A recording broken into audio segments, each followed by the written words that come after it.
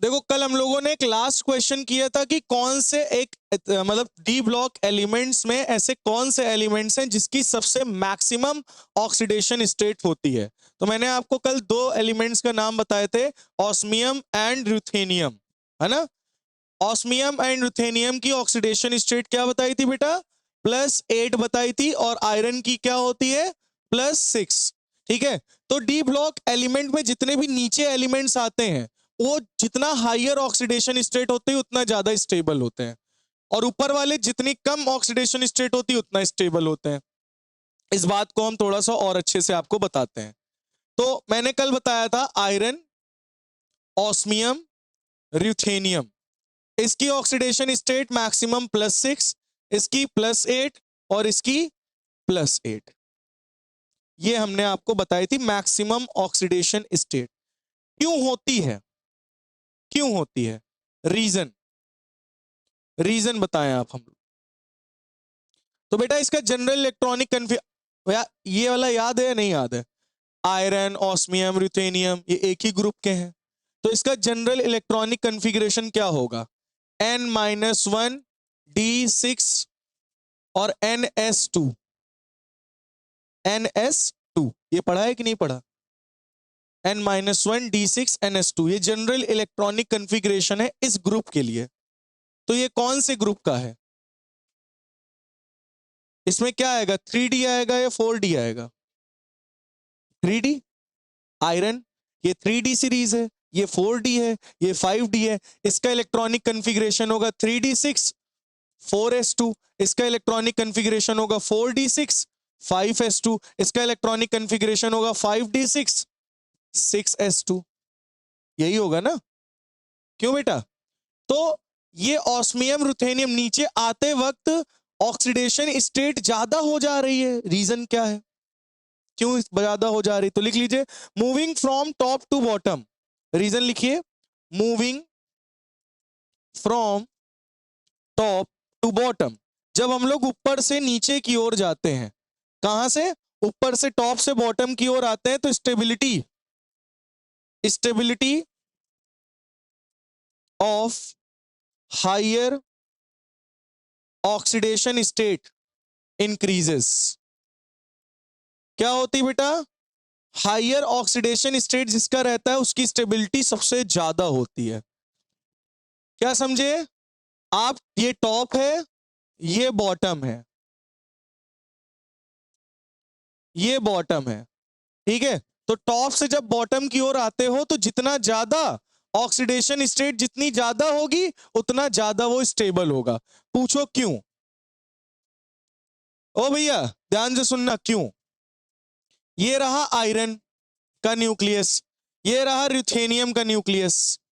अब ध्यान से सुनना, रुथेनियम का क्या है? 5D 6s है, 5D और 6s, ये 5D और ये 6s, बोलो सही है। और आयरन का 3D, 3D मतलब यहां कहीं पास में होगा, ये 3D और ये 4s। अब तुम देख सकते हो ये वाला सबशेल जो है वो कहां है? ज्यादा पास में है न्यूक्लियस के, तो न्यूक्लियस इसके इलेक्ट्रॉन्स को टाइटली पकड़ के रखेगा। क्या कहते हो, है ना? और यहां पे देखो क्या हो रहा है, यहां पे ज्यादा दूर है इलेक्ट्रॉन। इलेक्ट्रॉन को क्या रुथेनियम का न्यूक्लियस पकड़ के रख पाएगा टाइटली? नहीं। यहां एटॉमिक साइज क्या हो गया? बढ़ गया। एटॉमिक साइज क्या हो गया? बढ़ गया, है ना। और यहां एटॉमिक साइज क्या हो गया? घट गया। तो यहां से इलेक्ट्रॉन निकालना मुश्किल है, यहां से इलेक्ट्रॉन निकालना आसान है। तो अगर यहां से हम धमाधम, क्या इलेक्ट्रॉन ज्यादा निकाल सकते हैं? घमाघम निकाल सकते हैं? नहीं निकाल पाएंगे। इसीलिए इसका ऑक्सीडेशन स्टेट +6 तक ही, 6 ही इलेक्ट्रॉन निकाल सकते हैं, इससे ज्यादा नहीं। लेकिन इसका देखो रुथेनियम का +8, इसके इलेक्ट्रॉन्स ज्यादा दूर हैं, इससे हम और इलेक्ट्रॉन्स निकाल सकते हैं। क्यों? क्योंकि न्यूक्लियस इसको बाइंड करके नहीं रख पा रहा है ज्यादा, क्योंकि एटॉमिक साइज बहुत बड़ा है, तो इससे इलेक्ट्रॉन और भी निकल सकते हैं। इसलिए रुथेनियम का और ऑस्मियम का ऑक्सीडेशन स्टेट क्या होता है? ज्यादा होता है। क्यों ज्यादा होता है? क्योंकि इनका एटॉमिक साइज बड़ा होता है।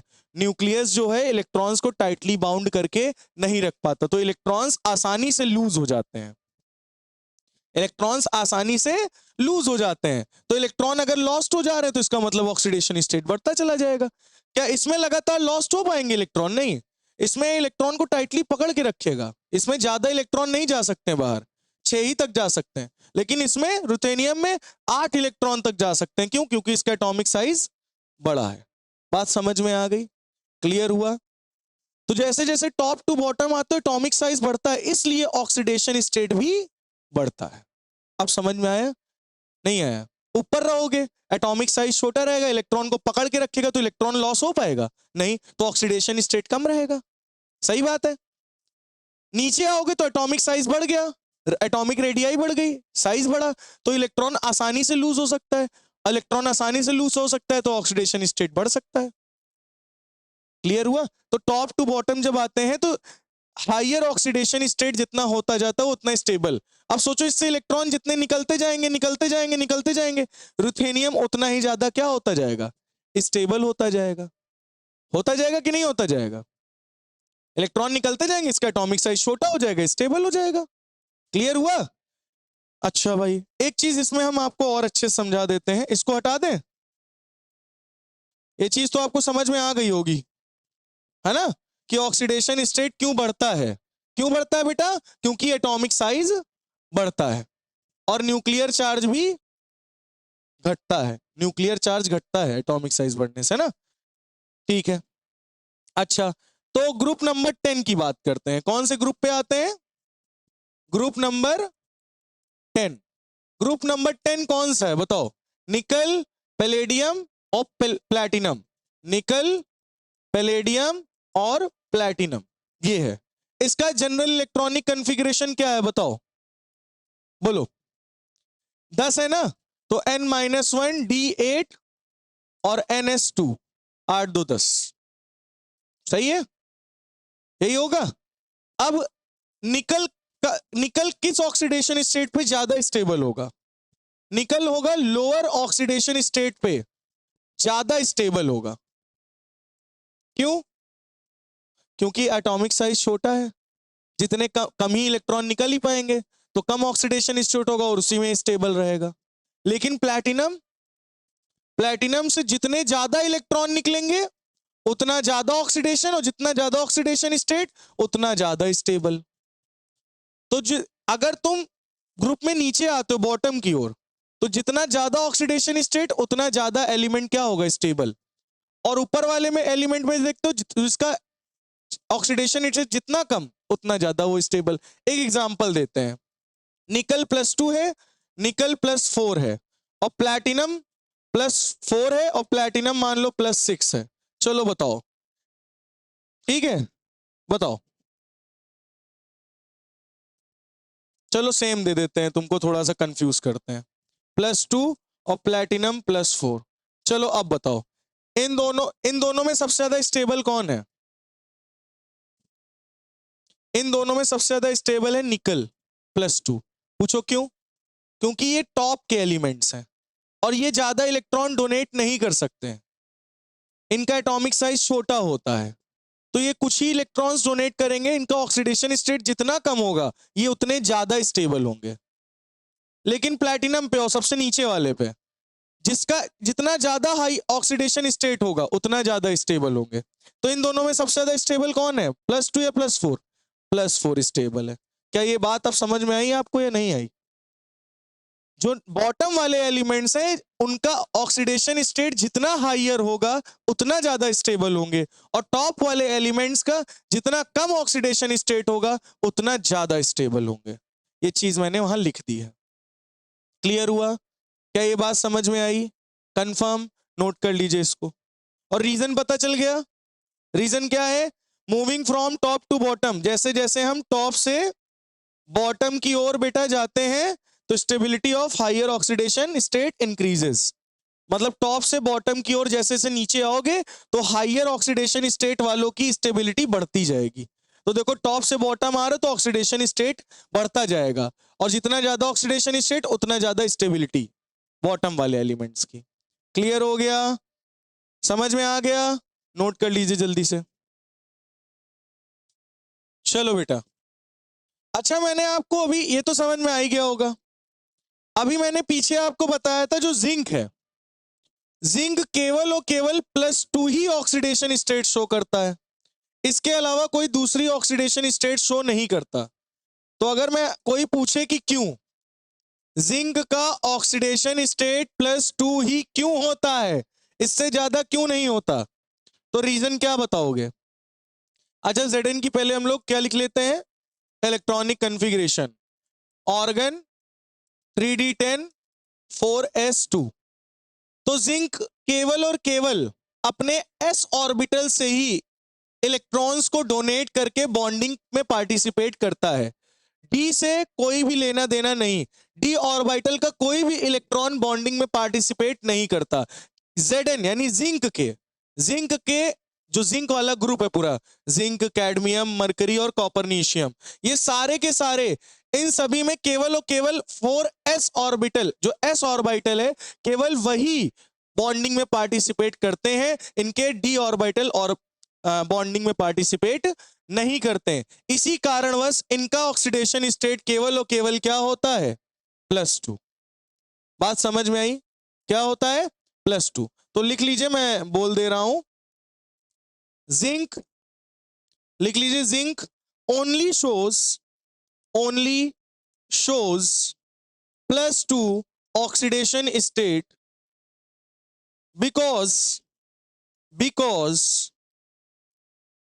because only 4s electron, only 4s electrons, only 4s electrons are involved in bonding। क्योंकि केवल और केवल 4s इलेक्ट्रॉन ही बॉन्डिंग में पार्टिसिपेट करते हैं, डी वाले कोई भी इलेक्ट्रॉन पार्टिसिपेट बॉन्डिंग में नहीं करते हैं। इस वजह से केवल और केवल जिंक की ऑक्सीडेशन स्टेट क्या होती है, क्या होती है, +2। ठीक है, तो इसको नोट कर लीजिए। तो हमारे पूरे ग्रुप में आता है, जिंक आता है, कैडमियम आता है, मरकरी आता है, क्या क्या आता है, जिंक आता है, कैडमियम आता है, मरकरी आता है, कॉपरनीशियम आता है। तो ये सारे के सारे एलिमेंट्स जो हैं केवल और केवल क्या शो करते हैं, +2 oxidation state. Do not show any unpaired, do not show any unpaired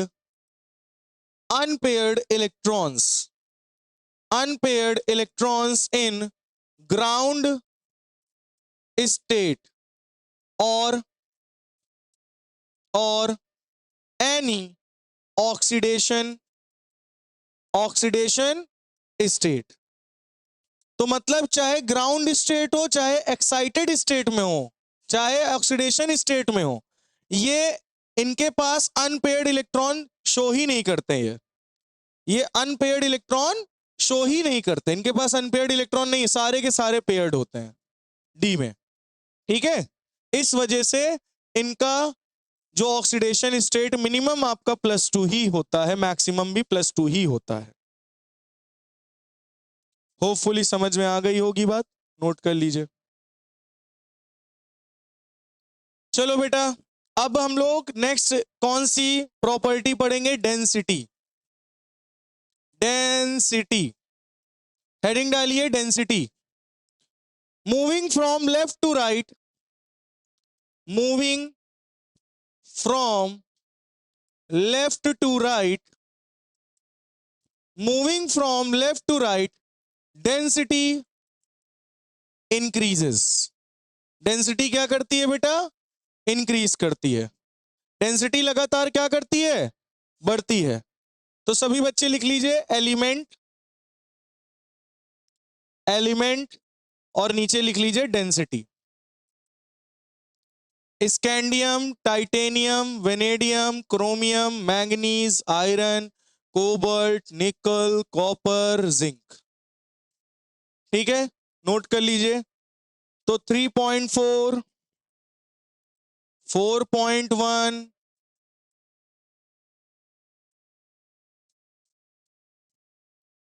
4.1, 6.07, फिर क्या है, क्रोमियम की डेंसिटी 7.19, 7.21,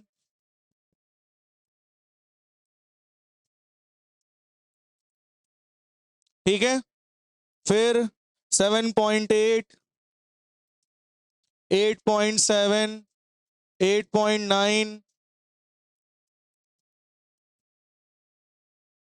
8.9, 7.1। बेटा ये है सभी की डेंसिटीज।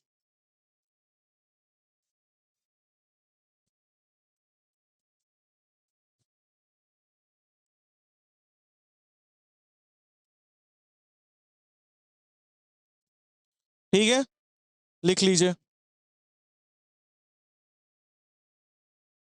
तो आप बेटा देख पा रहे होगे, अगर हम लेफ्ट से, जो जनरल ट्रेंड हमारा कहता है डेंसिटी का, वो क्या कहता है, अगर हम लेफ्ट से राइट की तरफ मूव करते हैं तो डेंसिटी इंक्रीज होती है। मैंने कहा ठीक है भाई, तो मुझे डेंसिटी का चार्ट मिला, हमने देखा कि भैया 3.4, 4.1, 6.07, 7.19, 7.21, 7.8, 8.7, यहां तक तो बढ़ रही थी लगातार। मैंने देखा जो निकल और कॉपर, इन दोनों की डेंसिटी मुझे सेम दिख रही थी, लेकिन अचानक से जिंक को मैंने देखा तो जिंक की जो डेंसिटी थी वो अचानक से ड्रॉप कर गई, 7.1 हो गई, अचानक से फॉल कर गई। तो मैंने, भाई तुम्हारे मन में क्वेश्चन आएगा ऐसा क्यों हुआ कि अचानक से इसकी डेंसिटी क्यों कम हो गई? तो किसी को पता है इसका आंसर? बेटा इसकी डेंसिटी इसलिए कम पड़ गई क्योंकि जिंक का वॉल्यूम बहुत ज्यादा क्या हो गया, इंक्रीज कर गया। और वॉल्यूम जो होता है वो डेंसिटी के इनवर्सली प्रोपोर्शनल होता है। वॉल्यूम बढ़ता है तो डेंसिटी क्या हो जाती है, कम हो जाती है। तो जिंक का वॉल्यूम ज्यादा हो गया है, जिंक का वॉल्यूम ज्यादा होता है इसलिए डेंसिटी क्या हो गई उसकी, कम हो गई। अचानक से फॉल होने का कारण क्या है, वॉल्यूम बढ़ना। जिंक का वॉल्यूम अचानक से, भाई हम लोग जिंक पर जैसे ही कूदे, मैंने देखा इसका वॉल्यूम तो बहुत ज्यादा है, अगर वॉल्यूम ज्यादा है तो मतलब इसकी डेंसिटी कम होगी, सीधी सी बात है। बात समझ में आ गई, क्लियर हो गया? तो ये वाला पॉइंट आप लोग नोट कर लीजिए। पॉइंट क्या है बेटा, बात नहीं, zinc shows, zinc shows decrease in value, decrease in value, बात नहीं, zinc shows decrease in value to increase in volume, to increase in volume. तो जिंक का वॉल्यूम बढ़ने की वजह से उसकी डेंसिटी की वैल्यू घट गई है। बात समझ में आ गई? सबसे मिनिमम किसकी होती है, स्कैंडियम। स्कैंडियम की क्या होती है बेटा, सबसे मिनिमम डेंसिटी होती है, मिनिमम डेंसिटी। सबसे मिनिमम डेंसिटी किसकी होती है पूछा जाए तो स्कैंडियम। अगर आपसे पूछा जाए सबसे हायर, सबसे मैक्सिमम डेंसिटी किसकी होती है, तो आप बताओगे ऑस्मियम एंड इरिडियम। सबसे मैक्सिमम डेंसिटी होती है डी ब्लॉक में, डी ब्लॉक एलिमेंट में सबसे मैक्सिमम डेंसिटी होती है ऑस्मियम एंड इरिडियम। ठीक है, इरिडियम की डेंसिटी होती है 22.6 और ऑस्मियम की डेंसिटी होती है 22.57। ये नोट कर लीजिएगा। अगर आपसे कोई पूछे 3D सीरीज में सबसे मैक्सिमम डेंसिटी किसकी होती है, तो आप बताओगे इन 3D सीरीज में सबसे मैक्सिमम डेंसिटी किसकी होती है, बोलो किसकी दिख रही है, कॉपर की, है ना? तो सबसे मैक्सिमम डेंसिटी किसकी होती है बेटा, कॉपर की। हाँ ठीक है, बस लेकिन कॉपर की उससे ज्यादा है, 8.9 कुछ समथिंग, वो 8.912 ऐसे कुछ होगा। ठीक है, तो सबसे मैक्सिमम 3D में सबसे मैक्सिमम डेंसिटी किसकी है, कॉपर की। Which element has highest density, अगर पूछ लिया जाए which element has highest density, बता सकते हो? गलत जवाब, इरिडियम। इरिडियम की कितनी है, 22.6। तो सबसे हाईएस्ट डेंसिटी किस एलिमेंट की होती है डी ब्लॉक में, इरिडियम की। कितनी होती है, 22.57। नोट कर लीजिए।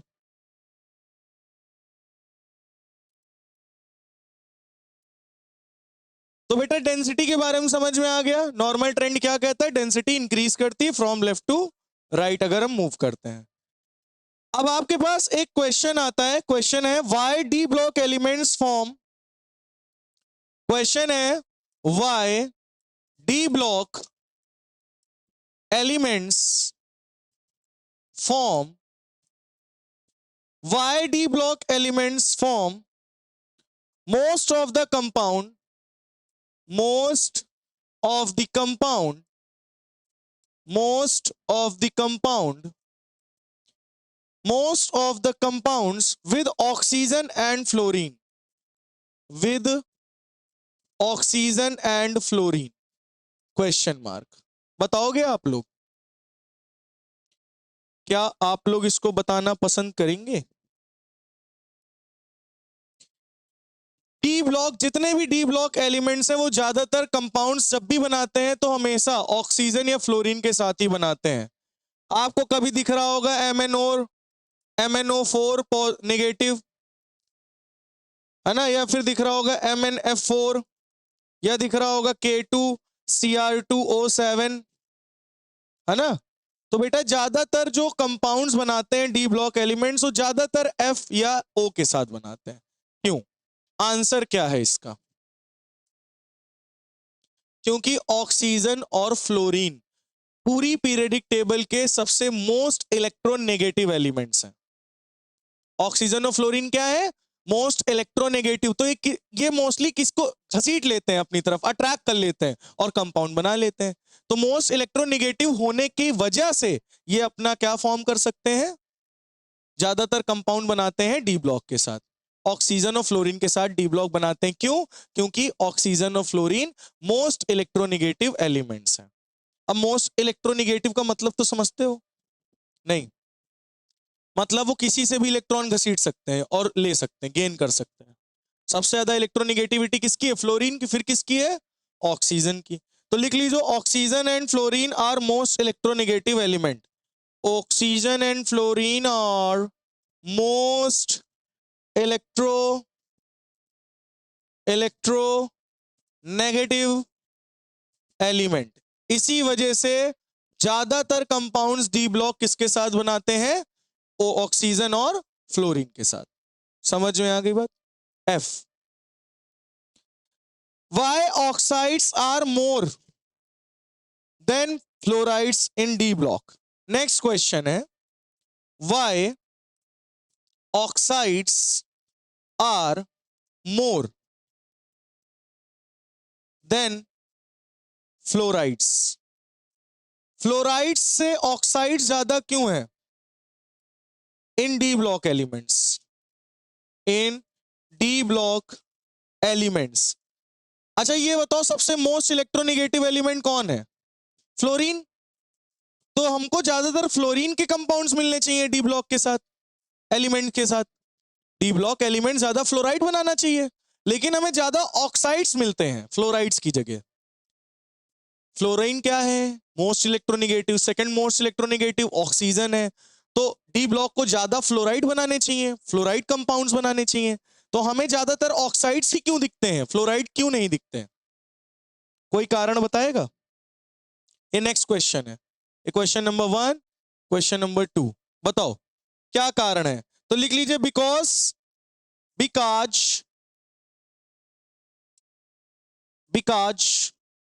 हमारे यहाँ सर बोलते थे विकास, तो हमारे यहाँ लड़का था विकास, तो उसको हम लोग बोलते सर बुला रहे तुमको, जाओ।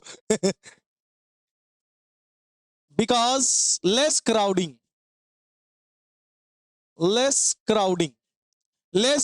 होती है, लो कोऑर्डिनेशन रहता है, लो कोऑर्डिनेशन होता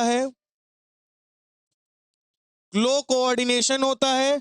F can not form pi bonds, और फ्लोरीन जो है can not form pi bonds. Fluorine जो है बेटा ये पाई बॉन्ड्स नहीं बनाता। आपको पता होगा फ्लोरीन के पास एक ही बॉन्ड बनता है, एक इलेक्ट्रॉन, एक बॉन्ड। ऑक्सीजन पाई बॉन्ड बनाता है। तो ऑक्साइड्स क्यों ज्यादा मिलते हैं? क्योंकि ऑक्साइड्स लेस क्राउडिंग होती है, ऑक्साइड्स में लो कोऑर्डिनेशन नंबर होता है। कोऑर्डिनेशन का मतलब समझते हो? सेंट्रल, बेटा सुन लो यार, सेंट्रल एटम से अगल बगल जो एटम जुड़े होते हैं उनको कहते हैं कोऑर्डिनेशन नंबर। जैसे 4 एटम जुड़े हैं तो 4 कोऑर्डिनेशन नंबर, 6 एटम जुड़े हैं तो 6 कोऑर्डिनेशन नंबर, 7 एटम जुड़े हैं तो 7 कोऑर्डिनेशन नंबर। तो ऑक्सीजन के केस में, ऑक्सीडेशन के केस में लो कोऑर्डिनेशन नंबर रहता है, और जो फ्लोरीन है वो पाई बॉन्ड्स नहीं बना सकते हैं, ऑक्सीजन पाई बॉन्ड्स बना सकते हैं, इस वजह से ऑक्साइड्स हमें ज्यादा मिलते हैं। अब इस बात को हम समझने के लिए आपको एक एग्जांपल देते हैं, ठीक है? तो एग्जांपल क्या है, यहीं पे हम दे रहे हैं एग्जांपल, ध्यान से देखना, ठीक है बेटा? एग्जांपल, सबसे पहला एग्जांपल हम लेंगे MnO4, MnO4 नेगेटिव, और एक एग्जांपल हम ले लेते हैं MnF7। क्या ये कंपाउंड बनेगा? क्या ये कंपाउंड बनेगा? भाई यहां पे मैग्नीज की ऑक्सीडेशन स्टेट क्या है? +7। यहां पे मैग्नीज की ऑक्सीडेशन स्टेट क्या है?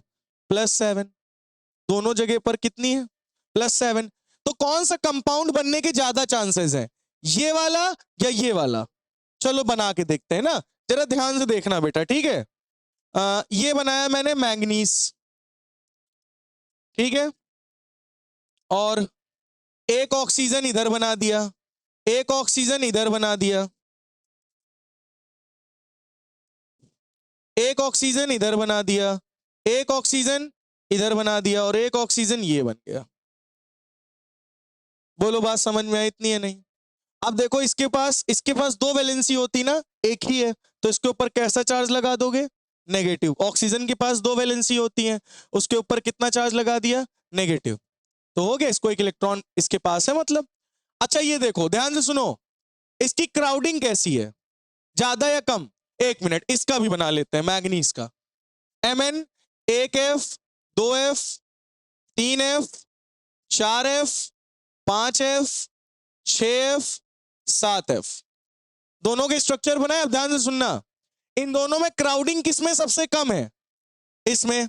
देखो जहां 4 ऑक्सीजन, यहां 7 फ्लोरीन, तो लेस क्राउडिंग इसमें है, ये जीत गया, ये हार गया। लो कोऑर्डिनेशन नंबर, ये सेंट्रल एटम है, इसके अगल बगल कितने एटम जुड़े हैं? 7, तो इसका कोऑर्डिनेशन नंबर कितना है? 7। इसका कोऑर्डिनेशन नंबर कितना है? 4। अब बताओ लो कोऑर्डिनेशन नंबर किसका है? इसका। फिर से ये जीत गया, है ना? अच्छा, F can not pi form pi bonds. देखो ऑक्सीजन, ये सिग्मा, ये pi, sigma pi, sigma pi, pi bond होने की वजह से ही लेस क्राउडिंग हो रही है, यहां पाई बॉन्ड्स नहीं बन रहे हैं। अब यहां सारे एक साथ जुड़े हैं तो एक दूसरे को क्या करेंगे? धक्का मुक्की करेंगे, रेपेल करेंगे, तो ये कंपाउंड बनना क्या है? इम्पॉसिबल। ये कंपाउंड नहीं बन पाएगा, ये कंपाउंड बन जाएगा क्योंकि लेस क्राउडिंग है, लो कोऑर्डिनेशन नंबर है, और यहां पे F पाई बॉन्ड्स नहीं बना पाते, ऑक्सीजन पाई बॉन्ड्स बना पाते हैं। इस वजह से डी ब्लॉक एलिमेंट्स ऑक्साइड्स ज्यादा बनाते हैं, फ्लोराइड्स कम बनाते हैं। क्या अब आपको ये बात समझ में आई कि ऑक्साइड्स क्यों ज्यादा बनाते हैं? क्योंकि क्राउडिंग कम होती है, कोऑर्डिनेशन नंबर कम होता है, और ये पाई बॉन्ड्स बनाते हैं। बोलो समझ में आया ये वाला क्वेश्चन? क्लियर हुआ कि डी ब्लॉक एलिमेंट्स फ्लोराइड ना ज्यादा बना के क्लोराइड ऑक्साइड क्यों ज्यादा बनाते हैं? क्लियर हो गया? नोट कर लीजिए।